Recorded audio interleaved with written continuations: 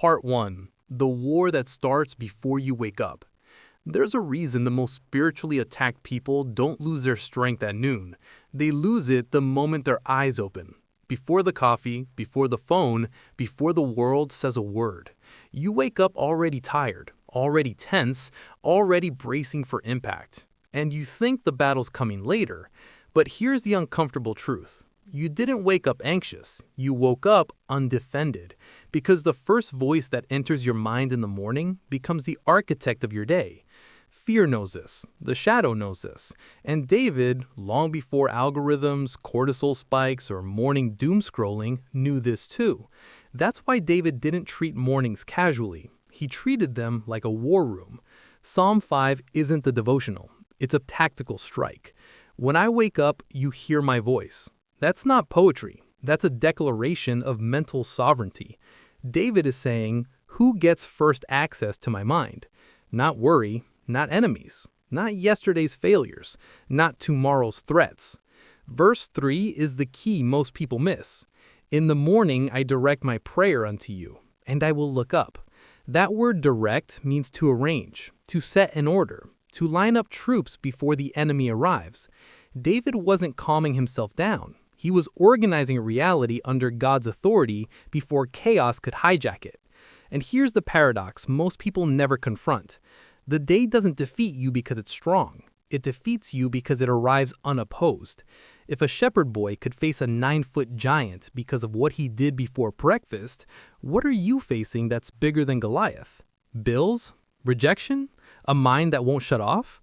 Or something quieter? The slow erosion of hope? This is where Psalm 23 enters, and no, not the way it's usually read. The Lord is my shepherd, I shall not want. Most people hear provision, but David was declaring leadership. Not my emotions, not my enemies, not my past. He leads me. When you say this first thing in the morning, you're dethroning false kings. Your boss loses authority. Your bank account loses authority. Your mood loses authority. And then David drops the line that terrifies fear itself. You prepare a table before me in the presence of my enemies. Not after they're gone, not once life is calm. In their presence. Meaning doubt watches you eat. Fear watches you sit. Your enemies watch you receive. Reading this in the morning is like showing up to a battlefield already crowned. But here's where it gets heavier. Because identity and leadership aren't enough if you're unprotected. And that's where David steps into Psalm 91. This isn't comfort, it's covering. He who dwells in the secret place of the Most High shall abide under the shadow of the Almighty.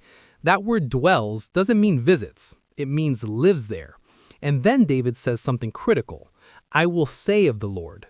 You don't think protection into existence, you speak it. Before emails speak over you, before headlines speak over you, before anxiety speaks over you. For he shall give his angels charge over you. This isn't symbolism, this is logistics. Heaven assigns resources to those who take the morning seriously. But here's the tension most people feel and can't name. If God is for me, why does fear still feel loud? Why do the what-ifs attack the moment the sun comes up? That's because fear doesn't wait until night. Fear strikes at dawn. And in part 2, we're going to confront the psalm that silences fear before it lies to you.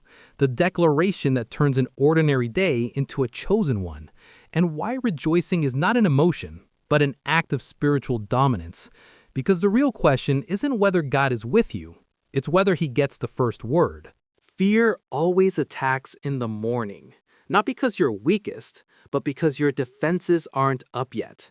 That's why David didn't wait to see how he felt. He armed himself with Psalm 27. The Lord is my light and my salvation. Whom shall I fear? This isn't motivational speech. This is memory correction. David is reminding himself of truth before fear can rewrite it. Because fear doesn't announce itself as fear. It disguises itself as responsibility. What if it fails? What if they leave? What if you're wrong? Psalm 27 answers fear before it finishes the sentence. The Lord is the strength of my life. Of whom shall I be afraid? Fear hates this psalm because it collapses its entire argument. And then David ends with a line that rewires the nervous system. Wait on the Lord, be of good courage, and he shall strengthen your heart. Courage isn't found in the moment of crisis, it's installed beforehand. And now we arrive at the final declaration, the one most people quote but never weaponize. Psalm 118. This is the day the Lord has made. We will rejoice and be glad in it. Not feel like, not if it goes well, will. This is where spiritual authority becomes visible. Rejoicing is not denial, it's defiance. Verse 6 seals it. The Lord is on my side. I will not fear. What can man do to me? That's not arrogance, that's alignment. When you start your day this way, something subtle but dangerous happens to anxiety. It loses timing. Your mind stops racing to worst-case scenarios. Your spirit stays anchored while circumstances shake. You stop reacting and start responding. David didn't write these psalms from comfort. He wrote them while hunted, betrayed, outnumbered. And yet he understood the principle most people miss. Strength isn't generated internally. It's accessed, daily, deliberately, first thing. So here's the challenge. Tomorrow morning, before the phone, before the scroll, before the world names you, read these 5 psalms out loud if you can. Psalm 5, Psalm 23, Psalm 91, Psalm 27, Psalm 118. Let God's voice be the first architect of your day. Because David faced armies this way, you can face your life this way.